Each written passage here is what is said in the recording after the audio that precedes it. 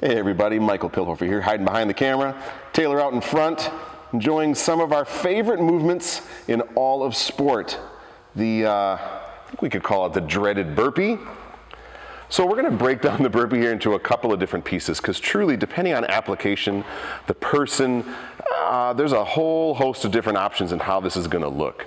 From a standpoint of just basic technique, we're going to think of a burpee as getting down to the floor and then coming back up. How we do that is you're going to see Taylor basically getting his hands to the floor, jumping his feet back into a good plank push-up position. From here, chest touches to deck. How we come up, though, is going to break into kind of two different situations. One is if we have a good push-up, I'd say he's going to push himself up, good strong plank, to a full finish. However, if we don't have a good push-up, he's going to just do the best he can, kind of a yoga push-up, kind of warm up to that plank position. From here, he's going to jump his feet back flat underneath his hips, almost getting to a good kind of squat position, and then a little bit of a stand and a light little jump. So if he puts that into practice, you're going to see that it's a nice and easy kind of hands down, feet back, feet come flat, bam, and then a nice little full extension at the top. So if we look at burpees from that high power, quick turnover position, when he's ready, what you're going to see here is those feet almost kick back simultaneously as he puts his hands down. It's almost like he kind of catches himself from falling on his face and then jumps right back up to that flat foot position.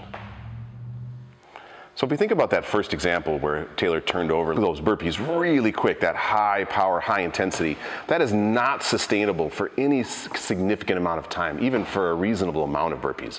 So we have to consider what other options we have to be able to make burpees more sustainable.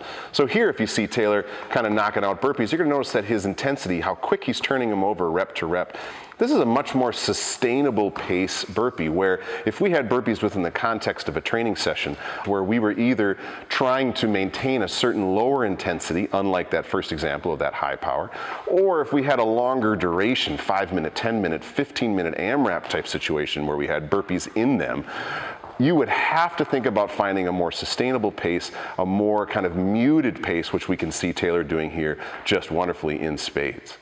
So hopefully that gives you some insight into how we can take a look at burpees from a high intensity standpoint to a lower, more sustainable intensity standpoint. From that, of course, make sure to subscribe to our YouTube channel, share and like our videos, and if you have other questions, please check us out at mspfitness.com.